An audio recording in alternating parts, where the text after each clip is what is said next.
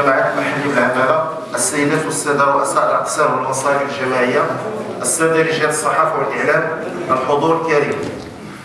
أود في البداية قبل افتتاح أشغال الجلسة الأولى للدورة العادية لشهر ماي 2016 أن أشكر السيدات والسادة المستشارون على تلبيتهم الدعوة لحضور أشغال الدورة. بداية أطلب من السيد أدعو بداية إلى تعيين الكاتب، لكن العذر ديال السي أمين وديال السي بقالي، فالسي خليلي هو اللي غادي يدير التقرير ديال الجلسة اليوم. تنظن كنا موافقين على القضية هذه. إذا السي خالدي هو اللي غادي يكون كاتب المجلس هذا النهار هذا. إذا في البداية نتأكد من توفر الإصدار القانوني. السي خالدي الإصدار القانوني.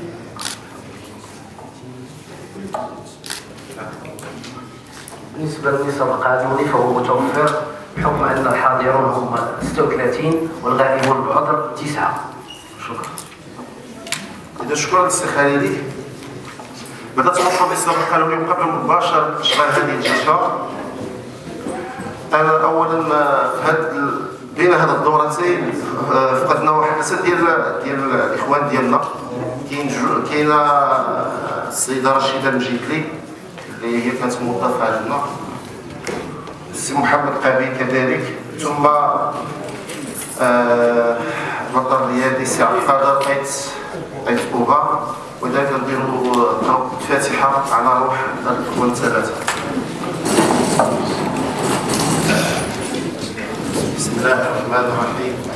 رب العالمين الرحمن الرحيم مالك يوم الدين إياك نعبد وإياك نستعين اهدنا الصراط المستقيم صراط الذين أنعمت عليهم غير المغضوب عليهم ولا الضالين آمين. سبحان ربك رب العزة عما يصفون وسلام على المرسلين والحمد لله رب العالمين.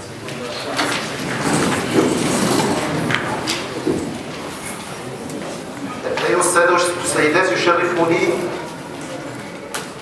يشرفني أيها السادة والسادة أعضاء المجلس الحضاري تطبيقا لفحوى المادة 106 من القانون التنظيمي رقم 113/14 المتعلق بالجماعات، والمادة 25 من القانون الداخلي للمجلس، أن أتلو عليكم نص التقرير الإخباري وجيز حول مختلف الأشغال التي أقيمت أو التي المقامة مؤخرا من طرف المجلس تطبيقا لمقتضيات الماده 106 من القانون التنظيمي 113/14 المتعلق بالجماعات، والماده 25 من النظام الداخلي للمجلس، والذي ينص على ان يقدم الرئيس عند بدايه كل دوره عاديه تقريرا اخباريا للمجلس حول الاعمال وكذا الاشغال المكتب. وعليه يشرفني السيدات والساده الاعضاء ان اقدم اليكم هذا التقرير، وهو كالتالي. فقد شهد مقر جماعة المحمدية خلال الفترة الممتدة ما بين دورة فبراير العادية وهذه الدورة أنشطة مكثفة للسيد رئيس الجامعة المحمدية وأعضاء المكتب همت مجموعة من الجوانب المتعلقة بتدبير شؤون المجلس. وفي هذا الإطار تم عقد سلسلة من اللقاءات والاجتماعات داخل المجلس وخارجه، ويمكن أن تطبقها مع المطالب المتضمنة في منظومة الحكم. كذلك كان هناك لقاء مع السيد المدير العام للأملاك المخزنية بالرباط حول تسوية وضعية بعض العقارات التابعة للجماعة أو التابعة للدولة.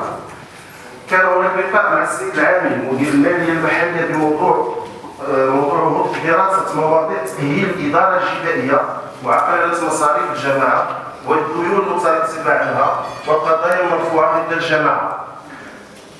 كان لقاء مع السيد المدير العام للجمعيات المحلية حول الإكراهات المالية التي تواجه الجماعة، وبناء على الملف والمرافعة التي تقدمنا بها تم الاتفاق على ما يلي: تحمل مديرية الجماعات المحلية للديون المترتبة على الجماعة لدى شركة لينك وشركة صفة، إعداد صيغة لتأمين المساهمة المالية للجماعة في إطار اتفاقية إطار لتسهيل جهات الضريبة الكبرى، إيجاد صيغة قانونية تمكن من مواجهة الآثار المالية للأحكام القضائية في حق الجماعة، إيفاد لجنة من قسم تنمية الموارد المالية التابعة للمديرية العامة للجماعات المحلية قصد مواكبتنا في تأهيل وتطوير الإدارة الجبائية الجماعية.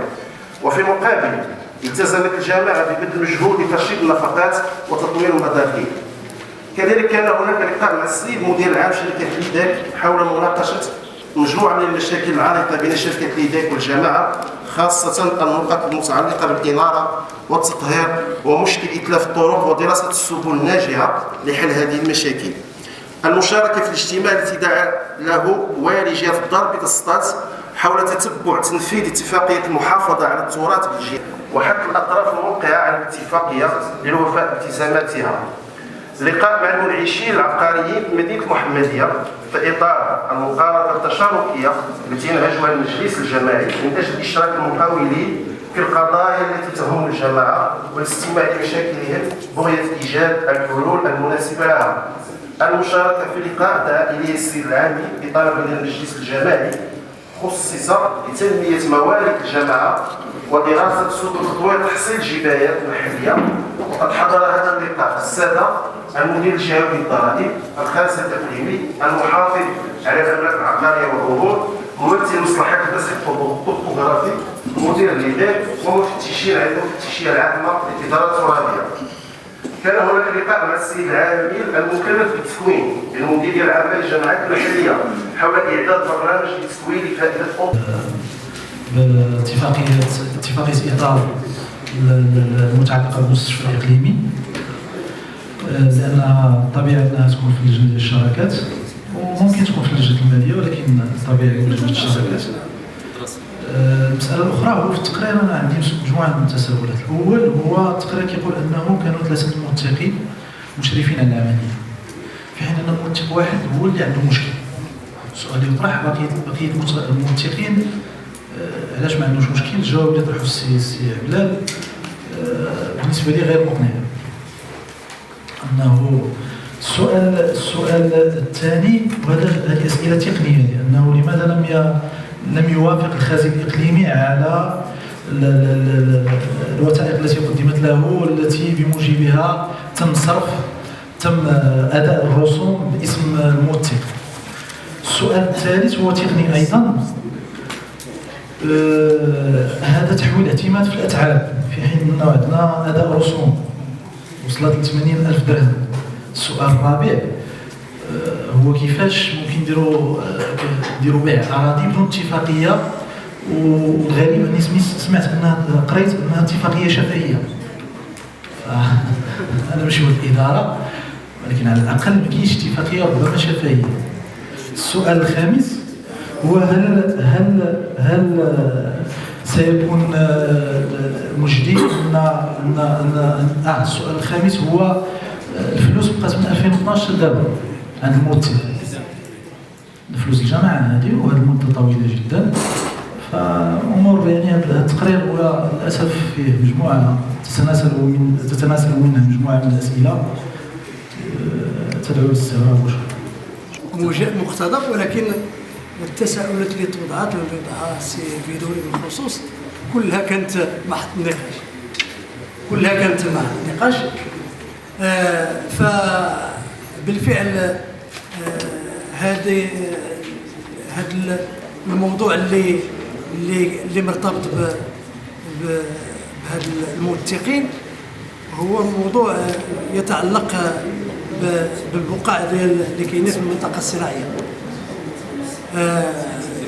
فالاخوان لمعلوماتكم بان الجماعه تتوفر على واحد المجموعه ديال البقاع في المنطقه الصناعيه، واللي كاين مقرر ديال اللي خداه المجلس السابق، واللي كان يتعلق ببيع هذيك البقاع بناء على واحد الكناج ديال التحملات، واللي فعلا بشرت العمليه ديال البيع ديال واحد الجزء كبير منها، واللي كتعرفوا بان الجانب ديال ابرام العقود وهذا كيقوموا بها الناس ذوي الاختصاص، واللي هما على راسهم موثق. اذا هذه العمليه هذه وجدنا بان شرفوا عليها 3 ديال الموثقين.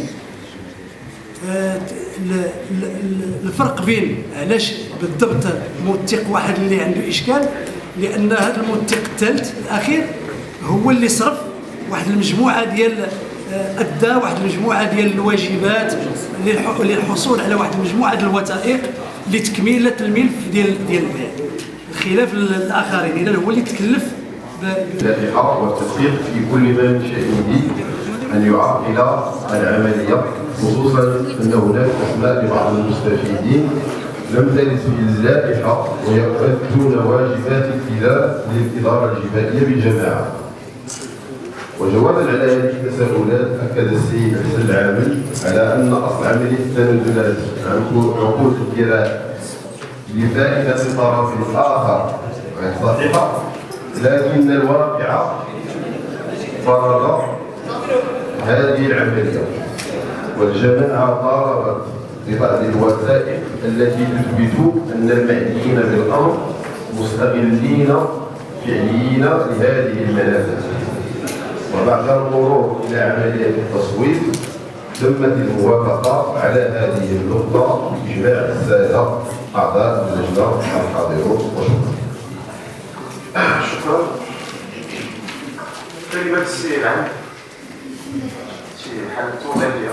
المواطن السعدية وجودي، حميد خالد بن باز، عبد الله قنبوعي، مبارك بن محمد، مشاهد السويسي زائد السعدية، سعدية جلال، أحمد حجاب، أمينة الأسراوي، عائشة بن خرفوش، عائشة صابر، الزهرة الحرش، أم كلثوم أحمد بن مبارك، أم العيد بنت محمد، كبورة حليمي، فلوس زاخور، فاطمة صابر، فاطمة بربوش، حليمة حمومي، مشاهد خربوش، سويس العطار، زهرة بن العربي، إبراهيم بحار، مصطفى عفاري، عبد العالي الرشاد، محمد حمدون، عبد الرحمن مخلوق، فاطمة خطابي، نزهة نواش، فاطمة الوزارية بن عبد الله، محمد الخراوي، إبراهيم الرامي، محمد إدريس، عبد القادر القصاعي.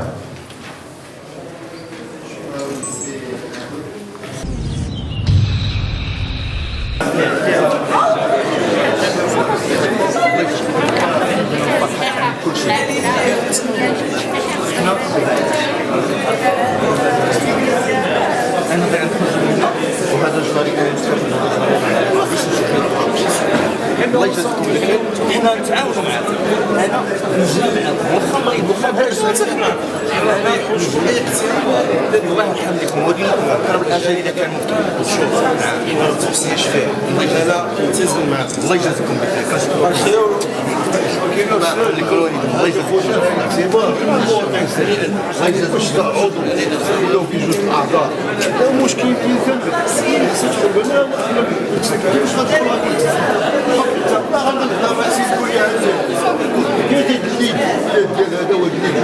ماشي حاجه وهذا السيد اللي واش تفاجئ ولا ما تفاجئش.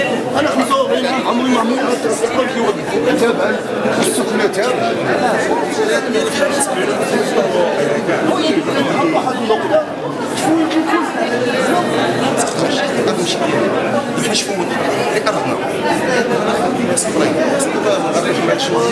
الدوله السكن اللائق والعيش الكريم.